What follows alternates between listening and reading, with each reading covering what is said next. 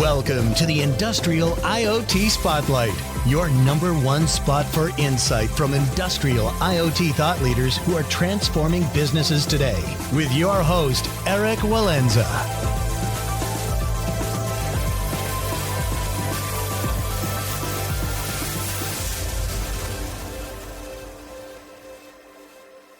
Welcome back to the Industrial IoT Spotlight podcast. I'm your host, Eric Walenza, CEO of IoT One, the consultancy that helps companies create value from data to accelerate growth. And our guest today is Leonard Marano, President of Americas at Lectra. Lectra provides Industry 4.0 solutions to bridge the gap between the consumer and the factory, bringing precision and flexibility to the design to production process. In this talk, we discuss market trends driving Industry 4.0 adoption, including mass customization, sustainability, nearshoring, and workforce shortages. We also explored how manufacturing in the fashion industry are evolving their supply chains in order to differentiate on quality, cost, and speed to market. If you find these conversations valuable, please leave us a comment and a 5-star review. And if you'd like to share your company's story or recommend a speaker, you can email us at team@iot1.com. Finally, if you have an IoT research strategy or innovation initiative that you'd like to discuss, please email me directly at erik.walenza@iot1.com. Thank you. Lenny, thanks for joining us on the podcast today. Thanks for having me, Eric. Looking forward to the conversation today. Yeah, me as well. I think this is going to be a very practical conversation. So you're president of Americas at Lectra. Recently, I've been interviewing a lot of CXOs/founders of tech startup. Lectra is a bit more of a mature company, although also kind of pushing new technologies into a lot of around Industry 4.0. But give me a little bit of background on how did you end up in this role as leading Americas for Lectra? Sure. So I started as president of the Americas for Lectra in June of 2021. So we're about 2 years in now. And I joined through the acquisition of Gerber Technology. So Lectra acquired Gerber June 1st, 2021. And they were the two biggest competitors in the markets that we serve on being integrated solutions providers for people in the textile value stream. At Gerber, I was most recently, before the acquisition, their global chief commercial officer. And then I had come up over 7 years prior in various product marketing, sales operations roles before I was the CCO. But my career has been built around integrated solutions businesses that combine equipment, software, consumables, services, recurring revenue with this, Industry 4.0 industrial intelligence umbrella. So I started at, Fujifilm, where it was going through the digital transformation in imaging and photography. And then I went over into the dentistry space where we took dental labs across the country from traditional manual processes with ceramic and porcelain over into CAD/CAM digital dentistry. So this is my third business where an industry is really going through a digital transformation. Yeah, and interesting timing. So 2021, a lot going on there due to COVID, right? And I guess some challenges, I'm sure, just in getting people into the field, and also kind of a lot of new demand coming out of just the operational challenges that your clients were facing. How did that impact the two businesses? It was interesting. When you look at our apparel customers, right? What was already a really unsustainable supply chain and way of operating was really just exacerbated by COVID, where we had, our apparel customers, which is about half of our business, by the way, about 52% of our business is in apparel, sitting on just boatloads of inventory. And when we're in the height of the pandemic, everybody was looking at it saying, okay, you know what? We really need to look at how we operate, how we manufacture, what our supply chain is, what tools that we have to make ourselves more efficient. And we need to come out of this doing things differently. And, 3 years since, the world has shut down and has since, rebounded, I would say about half of the customers kind of went back to the old way of doing things. And the other half really said, okay, I'm going to start looking at how we do things a little bit differently. From a business standpoint, one of the things that I was really proud of is the apparel value stream in America pivoted over to making PPE. And we were really enablers of that. So customers that were making, sportswear or suits went over to making masks and gowns and other things to keep people safe. So we provided a lot of technical support, a lot of application support, patterns for different types of garments and things like that. So it was also pretty cool to see the flexibility of the apparel value stream through that time. Yeah, interesting. I've got a buddy who's CTO of German company, but a system integrator with a significant business here in China. And they shifted pretty much from very heavy automotive focus for, they build supply chains, or they build production lines, that is. So integrated equipment. And it was kind of like 80% portfolio in automotive, and then shifting over almost entirely to, production lines for PPE within a matter of, 6 weeks or 2 months. I mean, a lot of their competitors didn't, right? So that ability to be agile is a huge competitive advantage. Absolutely. And because we were a global business, we saw it was coming, right? We knew it was working its way over across the ocean. So we were ready. Well, let's start then with just a little bit more background on the industries that we're going to be focusing on here, because I think that's important when we start talking about trends and what's happening. So you've already mentioned fashion. What are the other big industries for you? So automotive is about 30% of our business. Furniture is about 10% of our business. And then the rest is a mix of other industrial markets like marine, aerospace, science and graphics, things like that. So, fashion is half, automotive is 30%, furniture is 10%, and the rest is kind of other industrial markets. Gotcha. And on your website, you highlighted a few themes that kind of run through these different verticals. So it's quality, fit, and speed. And I don't know, sometimes the marketing team, kind of comes up with language that makes sense to them. And sometimes the language really is deeply embedded in the product portfolio and kind of the objective of the company. So I don't know if those three terms are actually the way that you would describe this, but when you think about what you're trying to accomplish for your clients, how would you define that? I think quality, fit, and speed is something that applies to all the markets, right? Whether it's the quality of a garment coming off the production line, the quality of the furniture that you're sitting on in your living room, or the quality of the car seat that you ride into to work on, right? And that's important. From a fit standpoint, what we do is we take a series of patterns throughout our ecosystem and make sure that they fit together regardless of what the end product is being produced. So fit certainly applies. And then, speed, right? Getting its speed to market. And that's, whether you're a OEM in the automotive space, whether you're a fashion designer, getting your product to market quickly in the way that the designer really intended is important. And all of those things have to work together. And really the solutions that we provide, under that Industry 4.0 umbrella, allow our customers to accomplish those three things really through integrated workflows, regardless of the market. Yeah. Okay. Got it.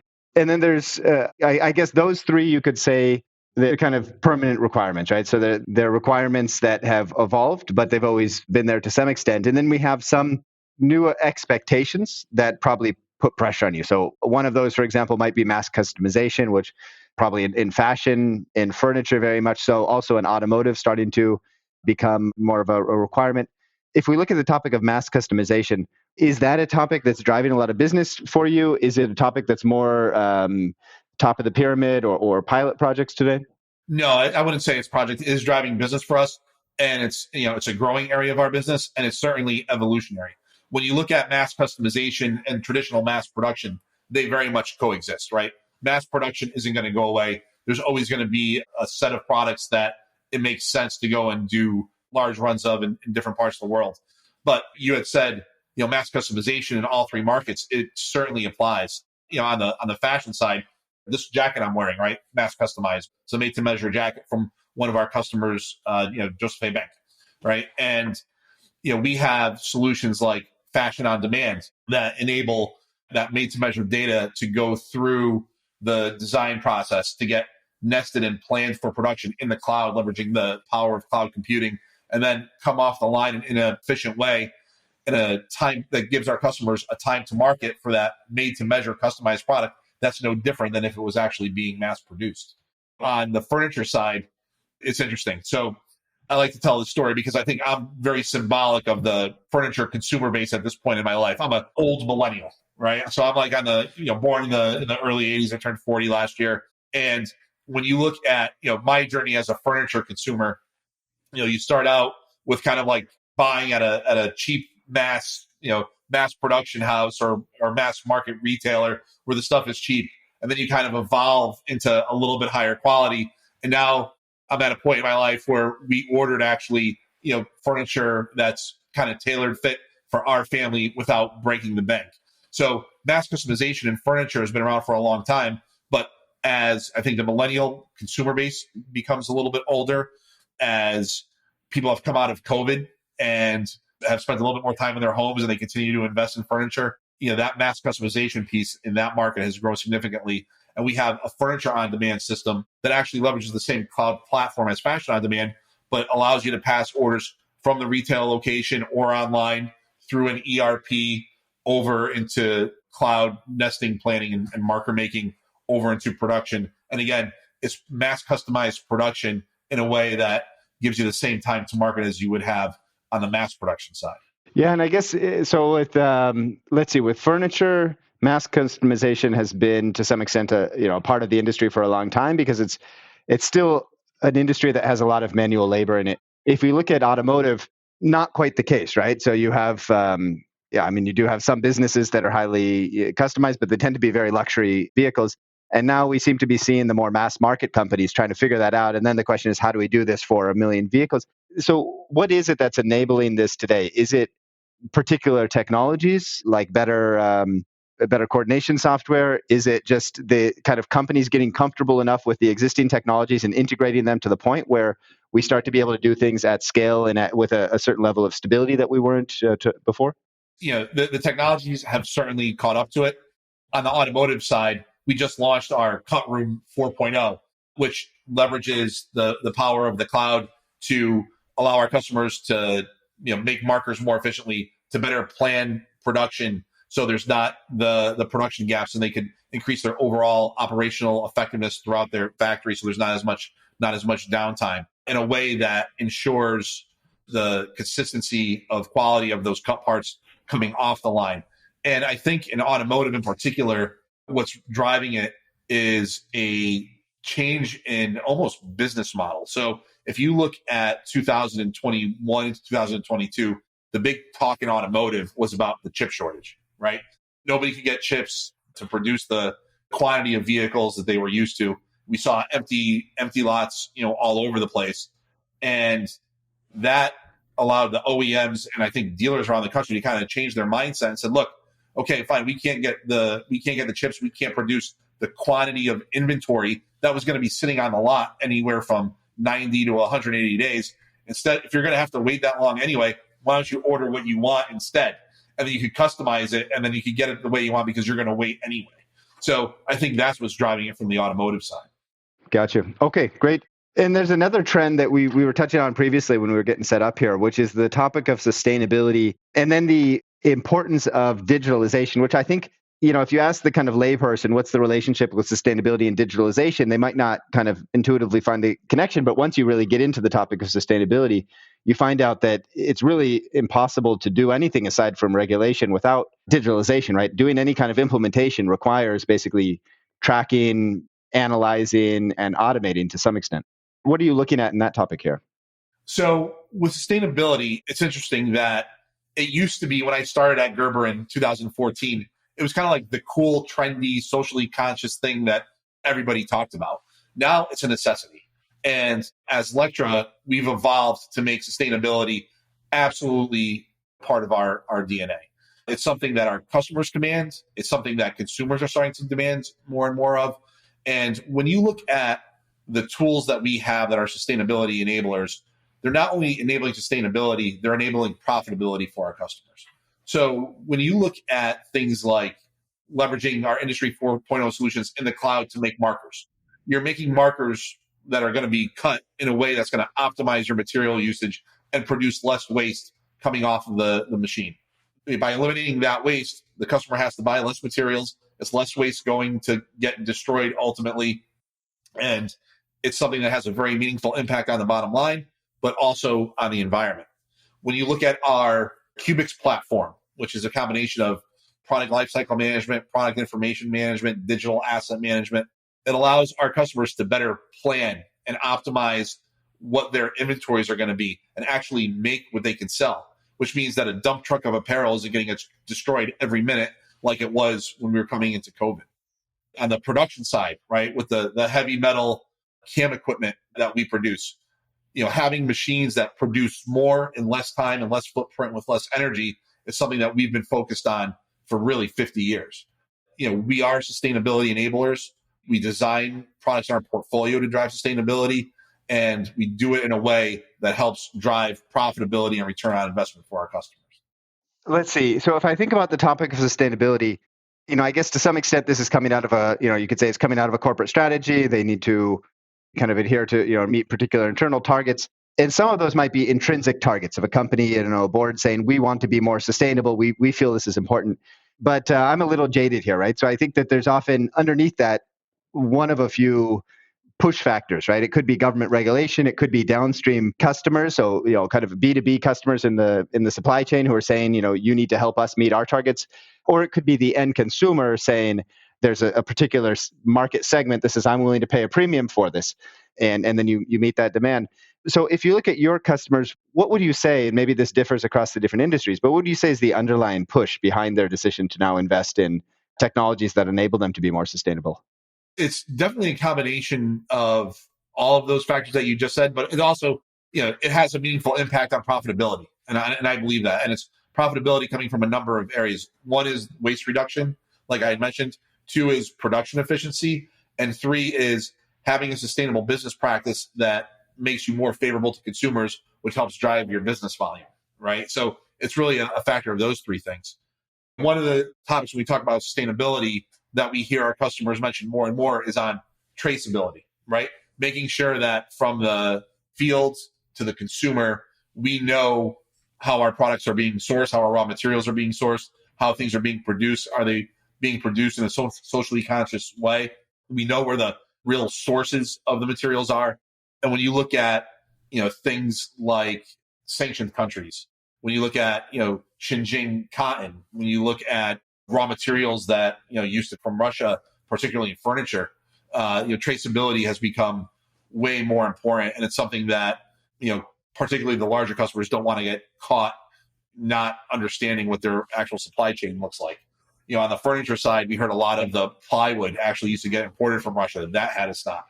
One of our customers used to outsource their production to India, but found out that India was using all Russian, the factory in India was using all Russian gas and natural resources, so they stopped that. So traceability is incredibly important. And we actually, in January of this year, acquired a company called Textile Genesis, which is a digital traceability platform that uses a proprietary tokens that pass information along all of the different areas of the value stream to provide a digital map and digital thread for products being produced in fashion.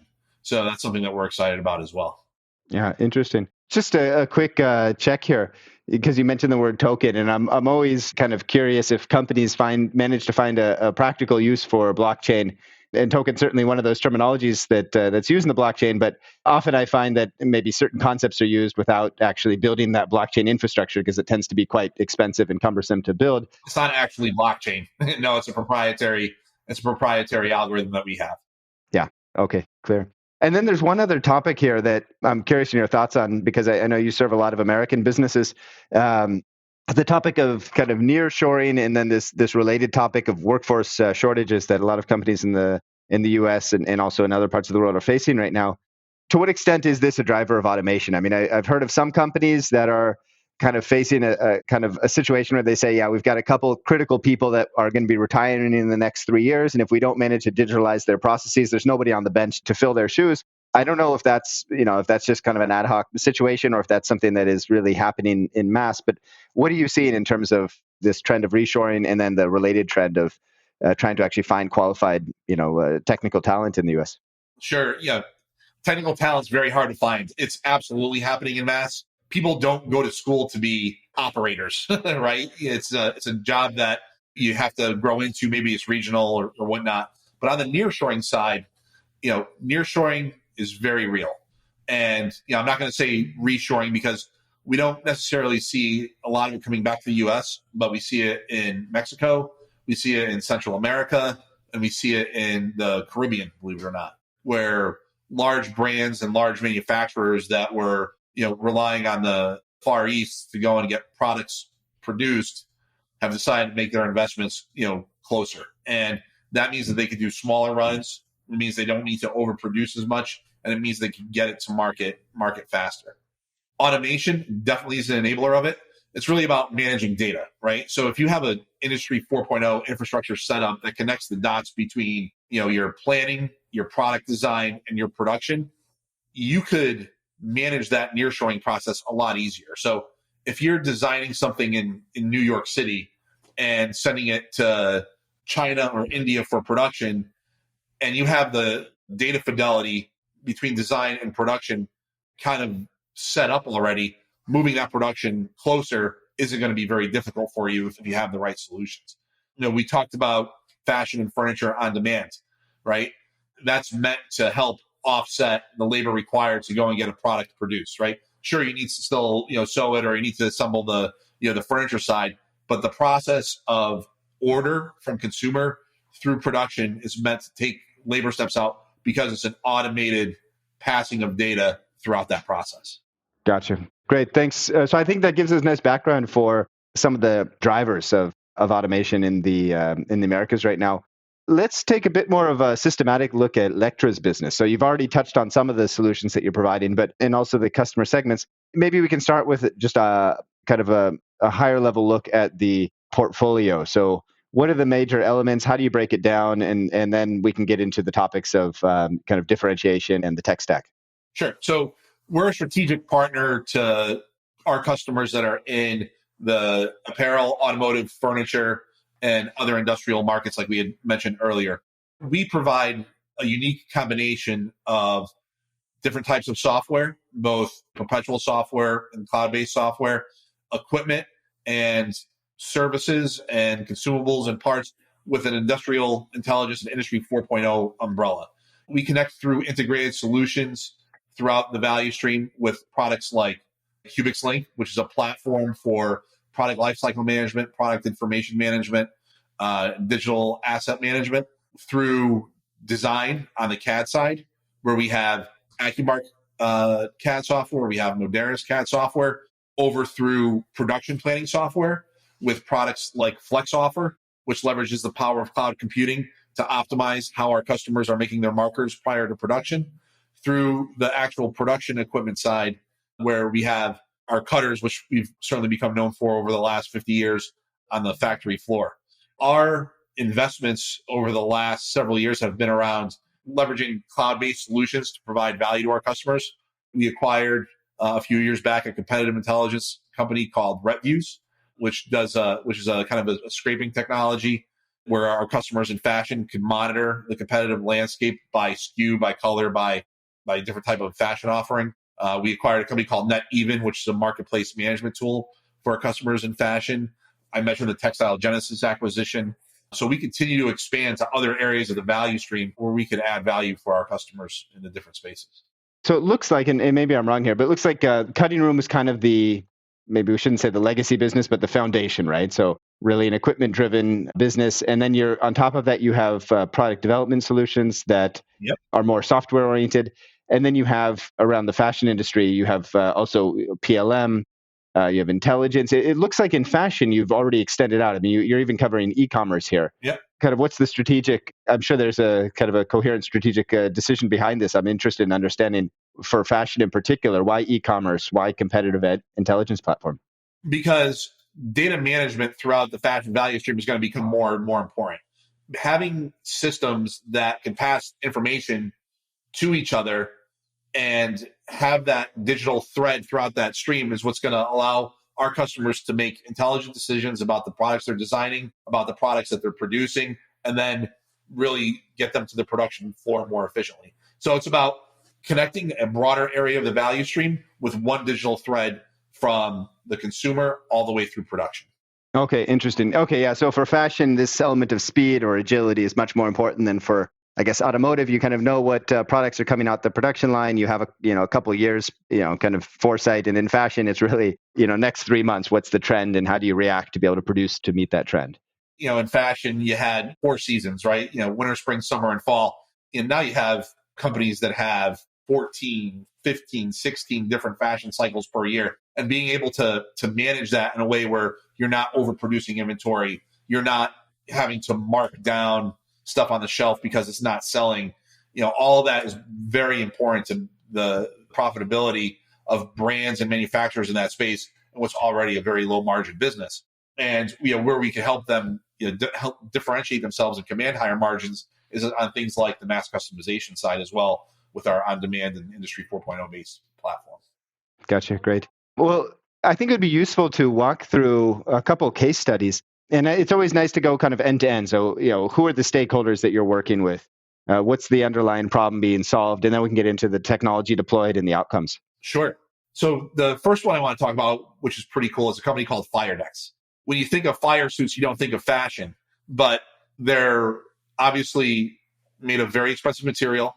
They're made to measure for the firefighter. It has to be the right fit in order to keep the firefighter safe. And FireDecks actually implemented our fashion on demand platform. And what they do is they take the firefighter's measurements, they put it through the on demand platform. The patterns are generated based off of the unique dimensions. Then it goes through the cloud where the markers are nested in a way that minimizes the material being used and then sent over to production. FireDecks, I think, implemented it maybe 2 years ago. And it's improved their speed to market. It's saved them a lot of material and it's taken labor out of the process. Another company, a little bit more in higher fashion that we deal with, this is an international company that has retailers here in the US, is a company called Plinko, where they instituted our Cubics platform and our RepViews platform. So now they have the competitive intelligence through RepViews to say, okay, what's my competition doing? What pricing are they charging? What's the assortment that they have? And what's actually selling, so they can better plan their portfolio. And then they use the planning tool Cubics to say, okay, here's what I need to offer from RepViews. How much do I need to make? Where do I need to go and send it? And how much can I expect to reasonably sell using the Cubics platform?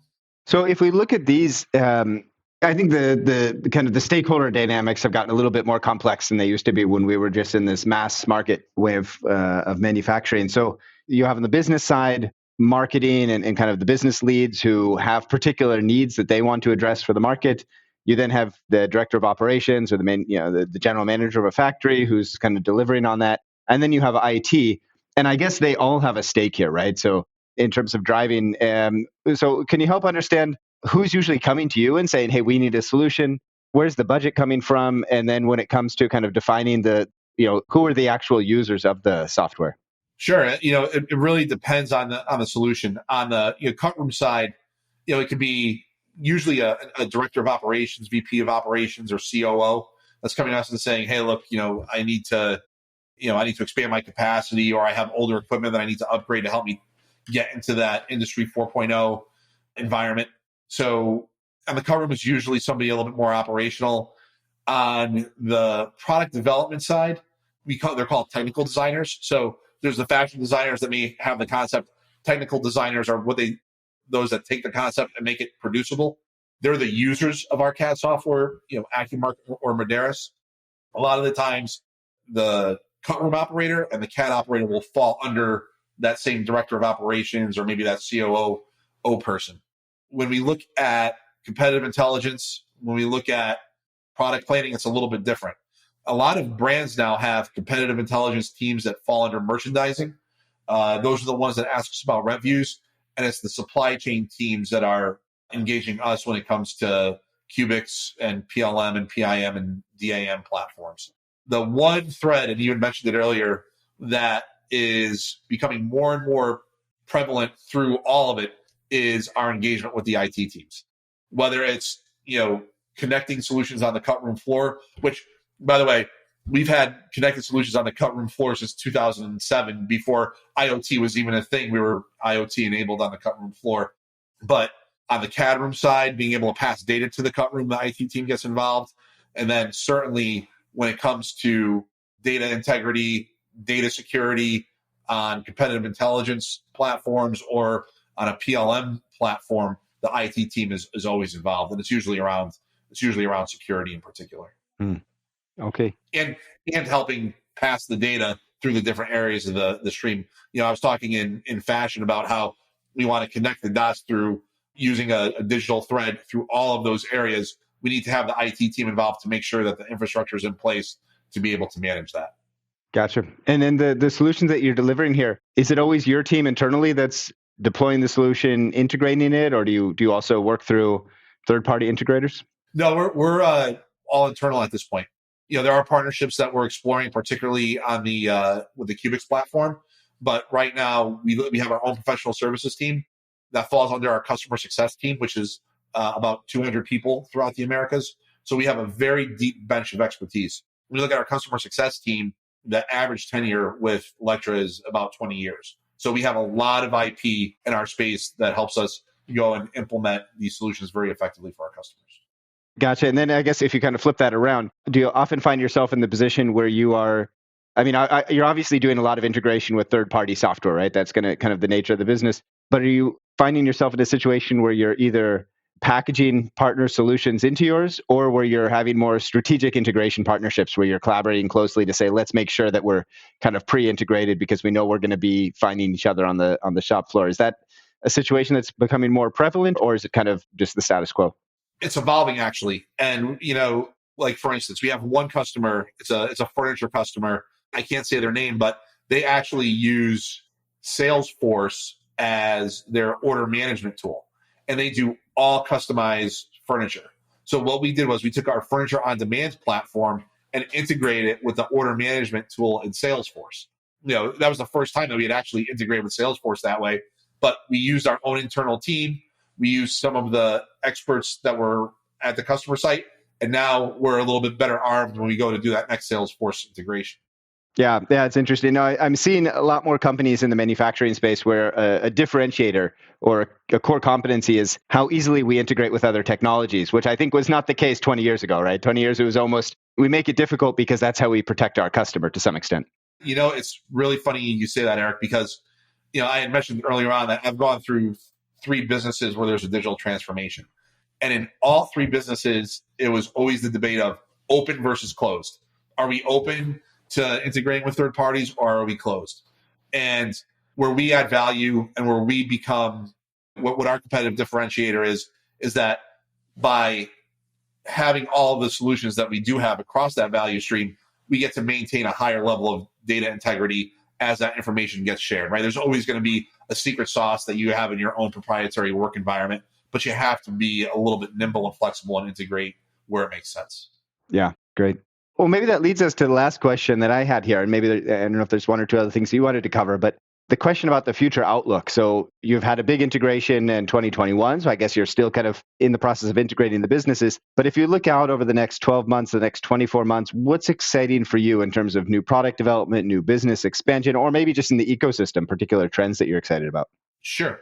Actually, just even recently, we had 2 new software releases. We launched a new version of AccuMark, AccuMark 16. We launched a new version of Medeiros, version 8R5.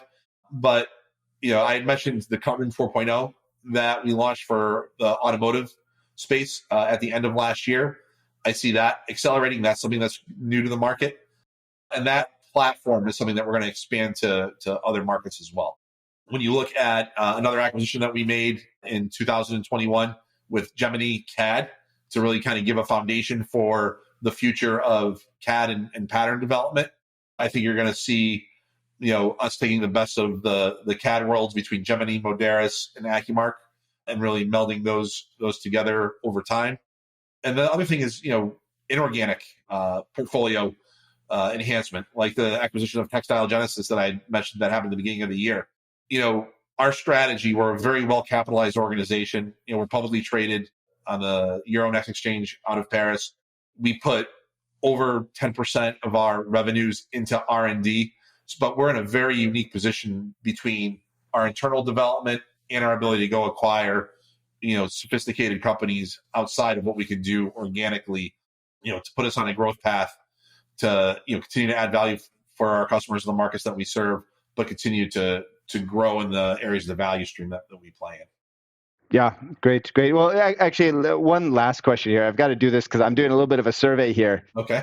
And it's the question of GPT-4, right? So are you finding ways to use that are either directly integrated into your business, for example, kind of on the UX, interface with customers, or that are just purely internal process automations that help with the cost structure? Is there anything that you found to be useful yet?